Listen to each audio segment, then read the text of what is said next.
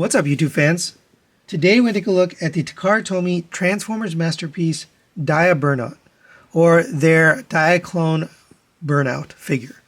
So this is the third repaint of this figure, the Masterpiece Skids, done in this black deco. And this is actually a female character from the Diaclone line.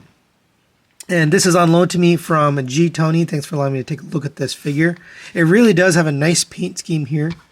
And let's take a look. Since we're not doing an unboxing here, I will show you the collector's card. Got that nice artwork with her on there.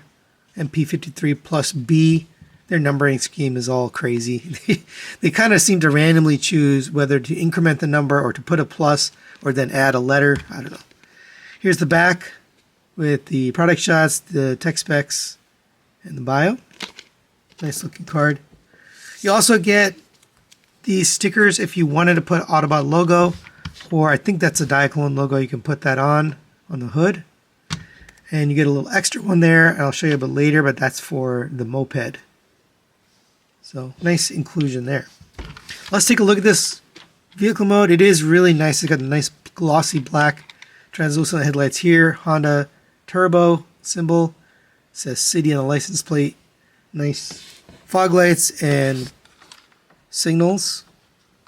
Nice orange stripe along the way. Turbo stripe here. It says Honda City Turbo. Officially licensed. And you got the painted taillights. All in all, very good looking vehicle mode. You can't open up all of the compartments just like you could on the original.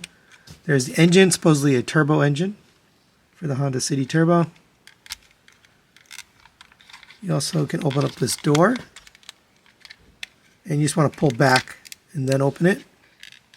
Not really anything to see inside. I guess you can put the minifigure in there. I'm not going to do it because I don't want to break it. It's a very delicate minifigure. Here's the back. You can pull down on this and open this up. And while we're here, we'll take a look at the moped. So here's what it looks like, a nice red stripe. It says Moto Campo. The wheels don't roll or anything. It does stand on its own. But that can store back here in the trunk. You can close that up. And now you can drive around. And supposedly this car came with that, or I don't know, is integrated with that. But overall, a really nice looking vehicle. If you don't like these rear view mirrors, you can open up the trunk and hide those away. And that's actually part of the transformation, but that's a little feature. So if you prefer, you can put that away and have that look. Me personally, the little detail is kind of cool, so I'll leave that out. So all nice looking vehicle mode. Now you can store these weapons. Here's all the weapons. They're just done in black plastic. There's really no paint, nothing to write home about at all on these. Those can store in the trunk, but since we have the motorcycle in there, I'm not going to put them in there. It works the exact same way as the original. And you also get this minifigure here. I think it's the Carly figure from MP-49, redone obviously in this translucent orange. They call it the Ghost Rider or Ghost Figure. Ghost Driver, I think. And it does have articulation, but I'm relatively scared to mess with this because these things are very delicate. The joints are very delicate. The arms can rotate. The head doesn't rotate. The legs, it does have ab movement there. The legs can rotate up and down. It does have a knee bend. I'm just being very delicate with it because I don't want to break it. She can supposedly fit in there and drive around as a ghost driver, and she can sit on the moped. But pretty nice looking minifigure. Shout out to Dr. Diecast and his love of minifigures. And for a quick size comparison, there it is next to the original Masterpiece Skids and the MP-10 Optimus Prime. Obviously exactly the same size, but it does look nice in the Masterpiece scale. All right, now let's get DiaBurnout transformed into her robot mode. And since we take a look at this figure several times before, I'm not going to spend too much time here showing the transformation. I'll probably do it in fast forward just so you can see what it looks like, but I'm not going to waste too much time on the review. So let's go.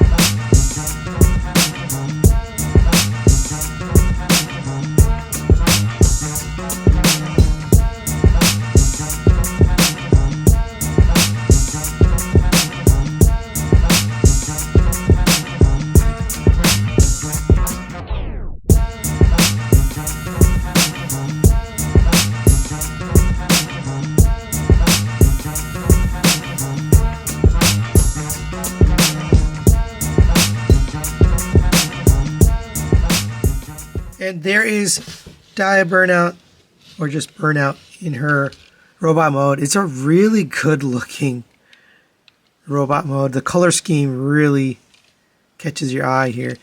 There's the new head sculpt. That looks pretty nice. The color scheme really comes through. Here's the back. Same design, no real changes here as far as I could tell. All the molding, everything is exactly the same. It does have a nice yellow eyes with silver on the face and the head crest. Articulation wise, the head can go back and forth on this joint, can rotate around. You get a little bit of side to side out of that ball joint. Shoulders rotate around on a friction joint. They're a little bit strange the way they work, but it does work. Out to the side on this wheel joint. And this arm joint has never been very cartoon accurate, but good for the Diaclone, I guess. You have single joint elbow, but it gets you full bend. Rotation at the wrist. You have you have a single pin for the fingers, and the bottom three are connected. The top one is separate, but it's curled, so you can't point anyway. Rotation at the waist. No ab crunch on this one, just do the way it's designed. Legs kick up to there on a ratchet. Back to there, hindered by the sculpt out to the side. Not much, to be honest. Rotation at the thigh. Single jointed knee, but you can use that hip piece to get further, but it looks kind of funny, so if you don't use that, just single jointed knee gets you a little past 90 degrees. Coming down to the ankles, you have an ankle tilt out to there, and a little bit of back and forth. It does sometimes get this panel out of whack, but same articulation as before. It does really look good. As far as accessories, you do get basically the same stuff as before, but we'll go through it. You get this blaster here. This can fit on the side of the arm or on the top of the arm.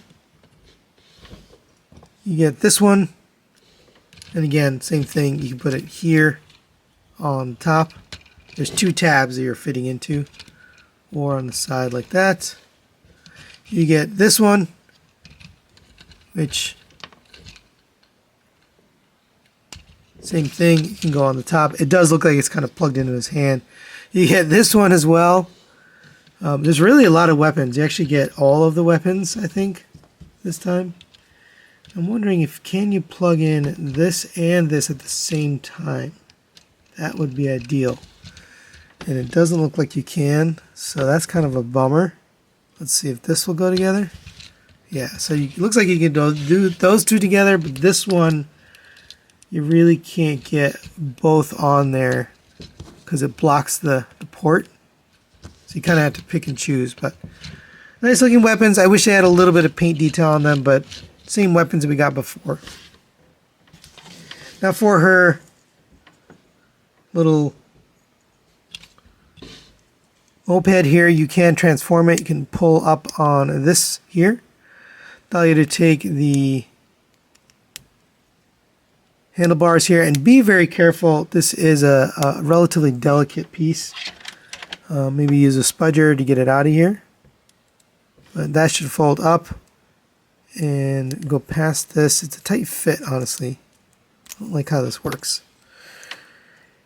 And then you're going to rotate these to the outside. You're going to take this seat. The seat went back in. I didn't want it to go in. Take the seat, you're going to rotate this around. Gosh, it feels so flimsy, so flimsy. And put that back down, and now you have handlebars and the seat. And that can ride along.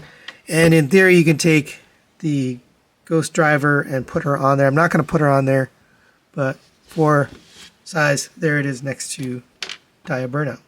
And for a quick size comparison, there it is next to the Magic Square version of Optimus Prime and the Masterpiece Skids. And here you can see the head sculpt is definitely different.